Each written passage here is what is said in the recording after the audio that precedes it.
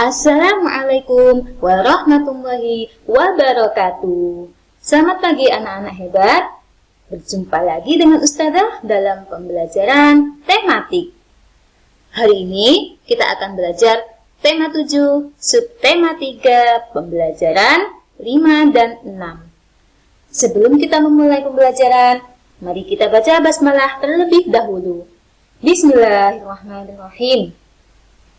Baik anak-anak, sudah siap untuk mengikuti pembelajaran hari ini? Kalau sudah siap, mari kita simak pembelajaran berikut ini. Mengisi kemerdekaan dapat kita lakukan dengan berbagai hal yang positif.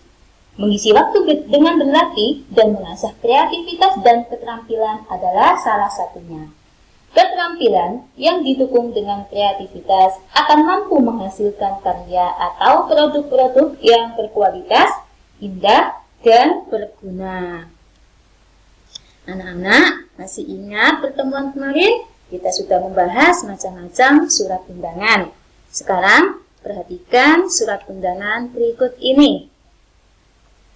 Surat undangan pada gambar tersebut adalah salah satu contoh surat undangan setengah resmi yang ditujukan kepada siswa-siswi SD Nusantara untuk menghadiri pentas seni kreasi anak bangsa. Pentas seni kreasi anak bangsa tersebut dilaksanakan pada tanggal 1 November 2016 di Aula SD Nusantara pukul 8 sampai selesai.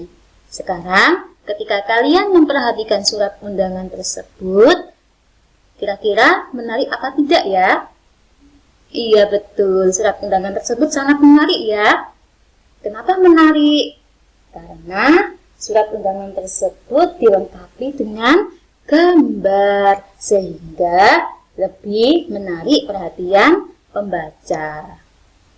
Keterampilan menulis surat undangan dan keterampilan melukis jika dipadukan akan menjadi sebuah karya yang indah dan menarik. Untuk memadukan kedua keterampilan ini dibutuhkan kreativitas dan ketekunan yang baik. Karya seni rupa daerah Indonesia. Apa itu karya? Karya adalah bentuk penyampaian pesan melalui ciptaan. Melalui karya seni, seseorang dapat menyampaikan pesan yang ingin disampaikannya. Misalkan pada seni karya rupa, seorang pelukis menyampaikan ceritanya melalui gambar yang dibuatnya. Dalam membuat karya, tentu seseorang akan melalui berbagai proses yang panjang. Untuk itu, kita wajib mengapresiasi setiap karya seni yang telah dibuat tersebut.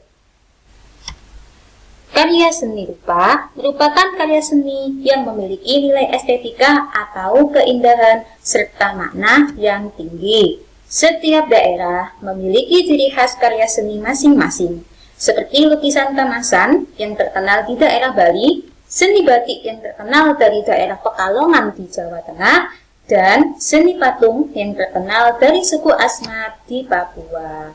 Berikut contoh karya seni rupa daerah. Yang pertama ini adalah seni lukis. Seni lukis ini merupakan contoh karya seni dua dimensi. Apa itu karya seni dua dimensi? Karya seni dua dimensi itu yaitu karya seni yang memiliki ukuran panjang dan lebar. Seni lukis merupakan seni menggambar objek-objek berupa pemandangan alam, tumbuhan, binatang, manusia, benda di alam untuk menimbulkan perasaan keindahan. Nah, ini merupakan contoh karya seni lukis kamasan, yaitu seni lukis yang terkenal dari daerah Bali. Contoh karya seni rupa berikutnya, ini adalah karya seni patung. Karya seni patung itu merupakan contoh karya seni tiga dimensi. Karya seni tiga dimensi yaitu karya seni yang memiliki ukuran panjang, lebar, dan tinggi atau memiliki volume. karya seni patung yang terkenal di Indonesia, yaitu karya seni patung dari suku Asmat. Yang ketiga, ini merupakan contoh karya seni kriya. Karya seni kriya merupakan seni kerajinan dalam membuat benda-benda pakai berdasarkan kegunaan dan keindahannya dalam kehidupan sehari-hari. Nah, salah satu contoh seni kriya di sini adalah karya seni anyaman. Nah, anyaman ini juga digunakan untuk berbagai hal, misalnya sebagai keranjang, bakul, kursi, dan alat rumah tangga lainnya. Kita dapat berperan melestarikan karya seni daerah dengan hal yang sederhana. Misalnya, kita dapat bangga memakai pakaian batik, atau bisa juga dengan mengunjungi museum yang berisi karya seni budaya bangsa. Anak-anak, sekarang kita akan membahas salah satu perubahan wujud benda, yaitu mengembun. Perhatikan gambar berikut ini. Anak-anak, pernahkah kalian memperhatikan pada saat meminum air es, kamu akan menjumpai adanya titik-titik air di dinding tempat air es tersebut. Tahukah kamu bahwa titik-titik air tersebut terjadi karena adanya peristiwa pengembunan udara yang berada di sekitar tempat es tersebut? Udara mengalami peristiwa pengembunan karena udara di sekeliling gelas melepaskan kalor atau panas kepada es di dalam wadahnya.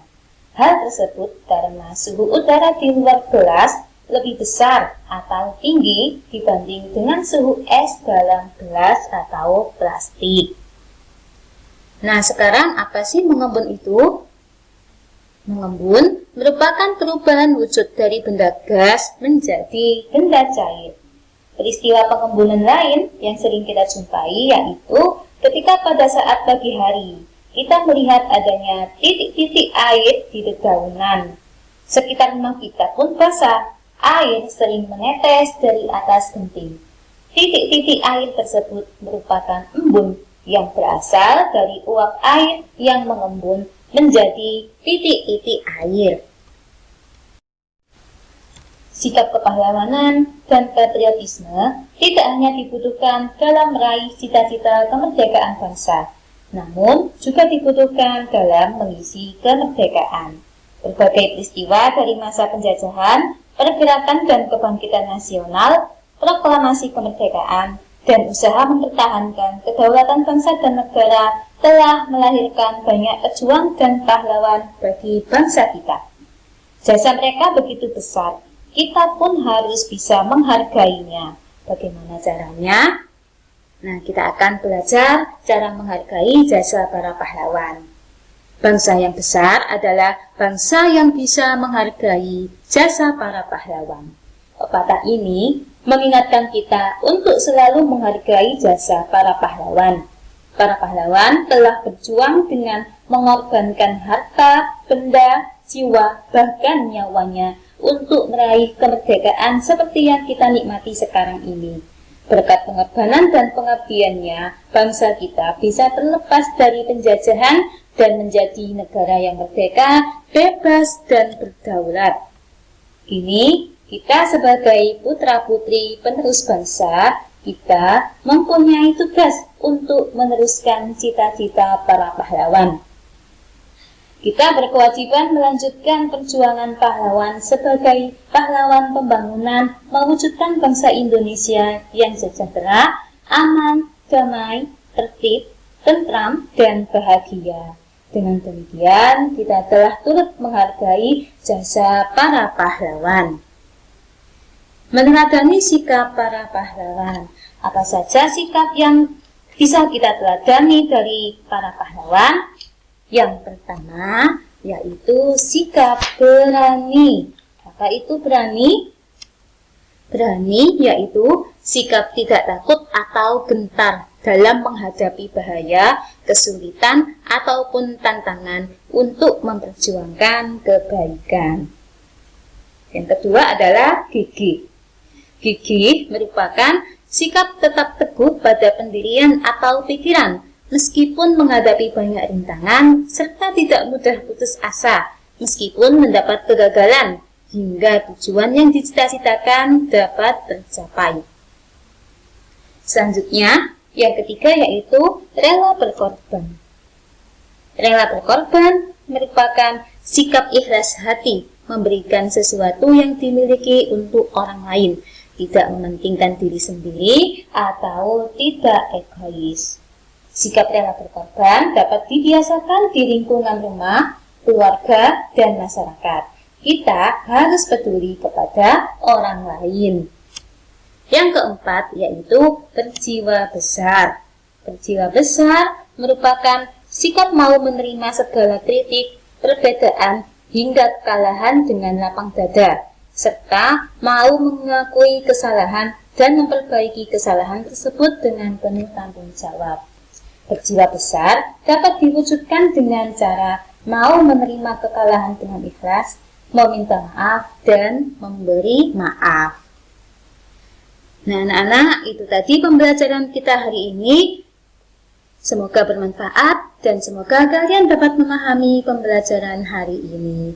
Ustazah ucapkan terima kasih. Wassalamualaikum warahmatullahi wabarakatuh.